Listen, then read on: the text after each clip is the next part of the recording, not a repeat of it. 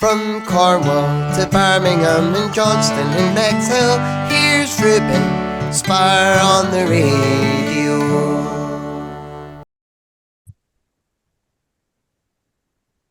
Hello to Emma Gale. How are you today? Hi, I'm fine. Thank you very much. Thank you for letting me interview you today. Can you tell me how long have you been a singer-songwriter for? Well, I've been writing songs. Well, I wrote my first song in 2008, but then I didn't write another song until 2013 when I went into I had an audition for Bath Spa University, and I had to write 3 songs. So I had one already, so I wrote 2 more to get into the audition to go and do a master's degree in songwriting at Bath Spa. So, can you tell me more about your 2020 single? Let's see what the Earth has to say. Yeah. So I it's a bit of a long story. So tell me to be quiet if you want me to. I went to Nashville on a songwriting retreat with Judy Starkey, and she's amazing.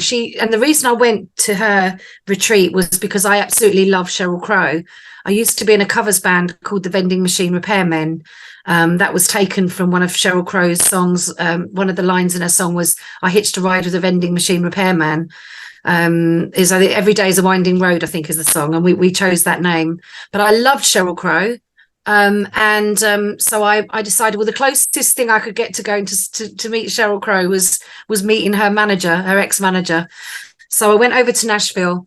I had a really, really fantastic week, and it was just after some hurricanes out there, actually. So it was quite weird, because we went over and there'd been loads of damage from, on the plane coming in. You could see where the hurricanes had kind of just ripped through some of these properties and some of these towns, and one property would be fine and then the one next door would be completely trashed. So it was really bizarre, but we had an amazing week, and I was due to stay on another week, but on the Friday, my mum phoned me and said she was coming out, and she said, "We can't come out." And I was like, what are you talking about? You can't come out? Well, she said the UK is going into lockdown. Well, of course, we'd been trapped in this retreat for a week, so we didn't know what was going on in the news. And so it turned out that actually, rather than them come out to see me, we literally had to get the last plane, and we were on the last plane out of Nashville.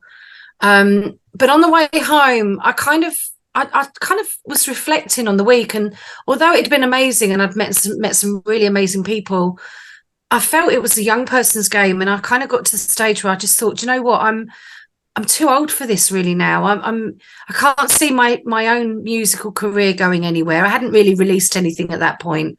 I'd done an album because of my master's degree, and I was part way through recording it, but I just didn't feel that it was going to go anywhere. And really almost that, what's the point, and what am I spending all this money on, and why am I traveling all over the place just to do this? So I'd kind of talked myself out of songwriting on the plane home, and really I think I was gonna do sewing or something, something different. And actually, because we had to come out of Nashville, I traveled home with a friend of mine, and she said, "Oh, go on, do a song before the end of, before for the song a week. We're in a song a week group. Just do one song, just do it for that." So I said, all right then. So we got home, and obviously we flew into lockdown, and it was a really weird time. And on the Saturday, I think this was Thursday or Friday, but on the Saturday, we had this prompt, and it was a single day. And essentially what you do is you write to the prompt, and then you share it in the group and stuff. So I kind of reflected on the time that we were in Nashville, because we'd been in the airport for a long time waiting on, trying to get on a plane, and we were unsure whether we were going to get there or not, and so I was like kind of thinking about how I could kind of turn a single day into a song. And I was thinking, well, actually, so much changes, and so much had changed in that one single day that we were in that airport. And then I flew home, and everyone was indoors, and the roads were empty, and it was almost like flying into a movie. And so I kind of just put all my thoughts down into this song, and I'd literally taken a ukulele out with me. I just started learning ukulele, so I played it myself. I did, or not on the record, I didn't, but I wrote the chords myself, and I did it all myself.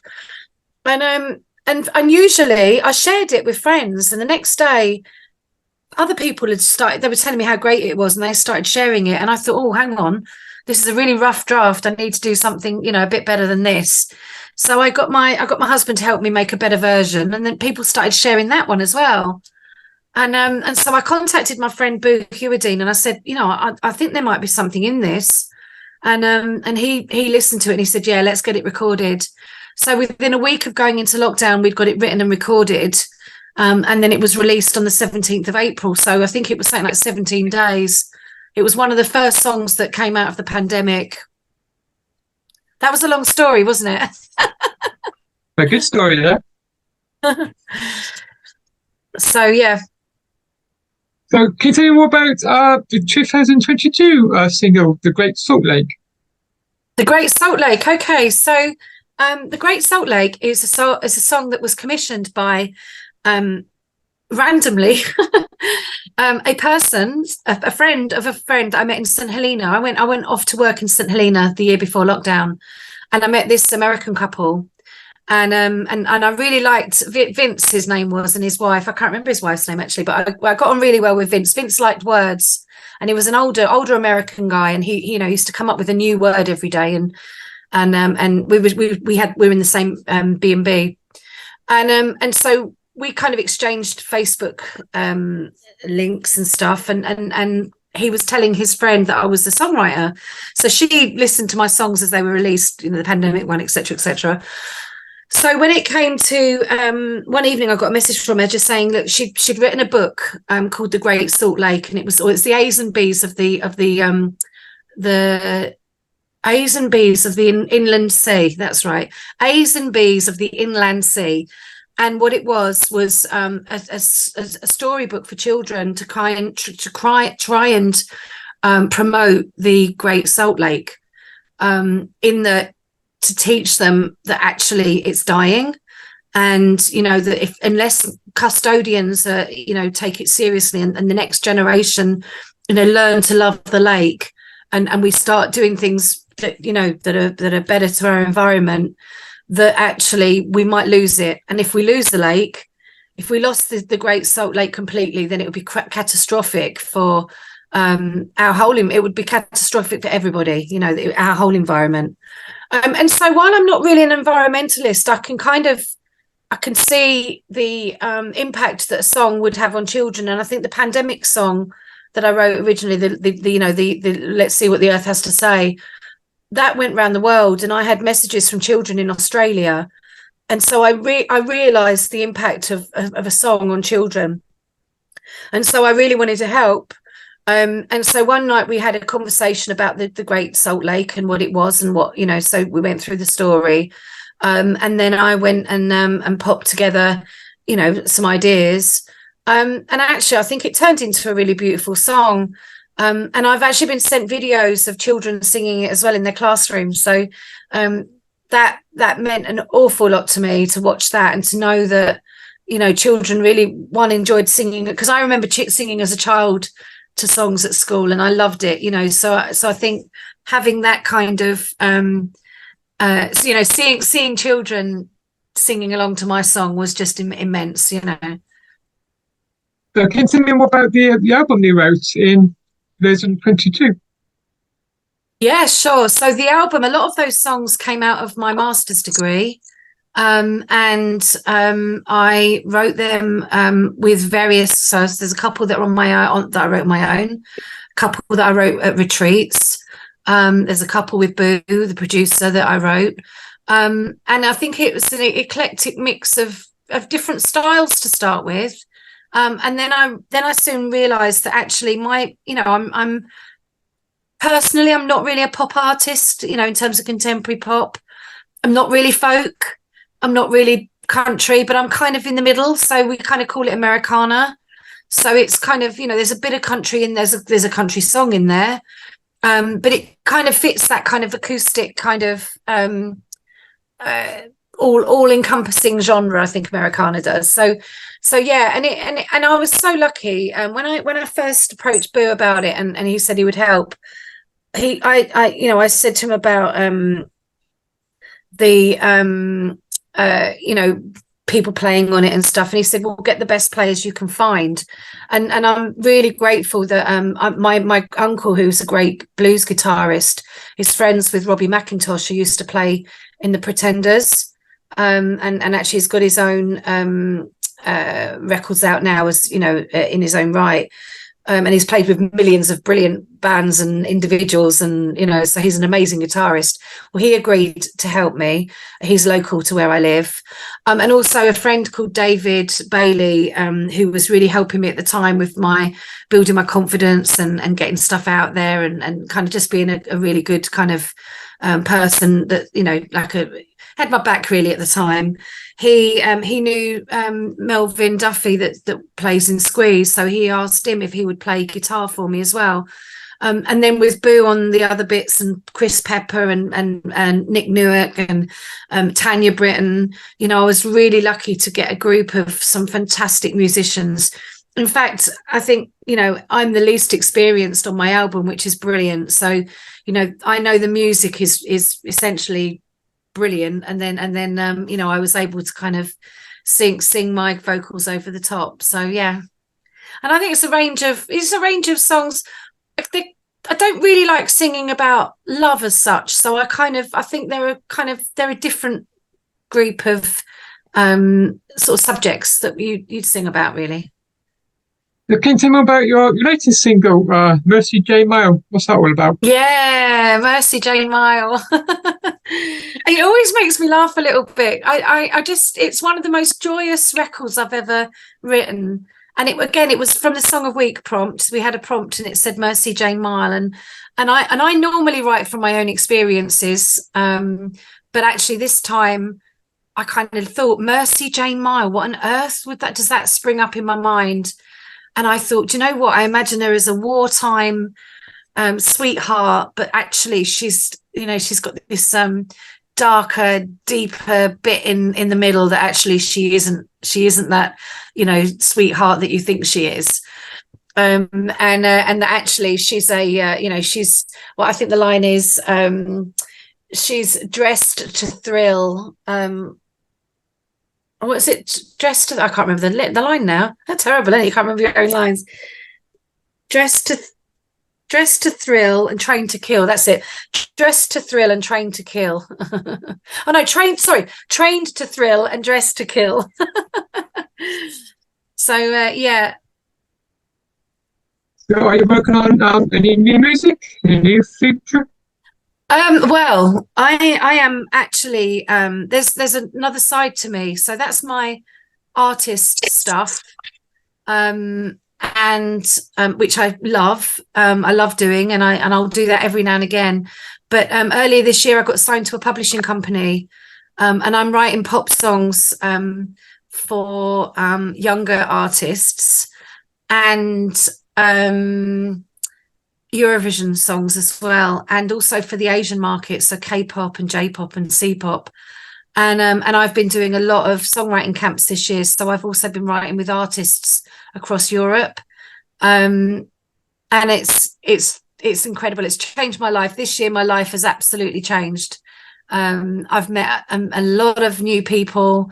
I'm writing almost every day in the evening. I'm just having a great time. I feel like I'm 20 years younger. So yeah. So are you independent or are you signed artist? I'm actually an independent artist, but I'm a signed songwriter. Okay. So how is that being an independent artist for you? How is being an independent artist in this world that we live in for you? Oh, well, expensive. funny enough, I'm at Birmingham City University as well, doing a PhD, and I'm studying just that. Really, I'm looking at the interface between. I mean, I say amateur, and I don't mean that necessarily in, but non-professional artist, I suppose. The relationship between that and the music industry, because actually I spent my life savings on my album. Now I knew what it was going to cost me, so I'm not complaining, and I knew that actually would need to do that, and I knew that I wouldn't sell many, and I knew that, although it did a lot better than I ever expected it to, which was amazing. So that was really, really good. But yeah, you don't get any support as an independent artist, or very little support. As a songwriter, I've been lucky enough to be given some money from the Arts Council to fund some songwriting camps this year, which has been an amazing opportunity for me. So that I've relished in that opportunity. But that's a different kind of market to being an independent artist. So yeah, I mean, I especially as an older artist as well, I don't see it easy to become to make a living from your music, put it like that. Yes, it's all about self-promoting, isn't it? Good to promote yourself, I guess. You've got to be the songwriter, you've got to be the singer, you've got to be the musician, you've got to be the promoter, you've got to be the merch person, you've got to be the admin person, the office manager, then you've got to be the driver. And so you've got to do all of these jobs. It's not, and being an independent artist is a challenge. It's a massive challenge. So, do you do any gigs on your own, or? I've done a couple of festivals this year actually, which have been quite cool. But I kind of, as I'm getting on a bit more now, I mean, whilst I still enjoy it, I kind of feel, I do feel like I can leave that to the younger people. I'm actually really enjoying the songwriting, and the meeting the people and the traveling and stuff like that really at the moment. So, finally, can you tell my listeners where can they find you on social media? I can. So my name is Emma Gale. That's EMMAGALE, and so I'm Emma Gale on Facebook. I'm M Gale. That's EMMGALE on Instagram. I'm Emma Gale on Twitter. You'll find me on Emma Gale on TikTok, and also I'm on Spotify as an artist.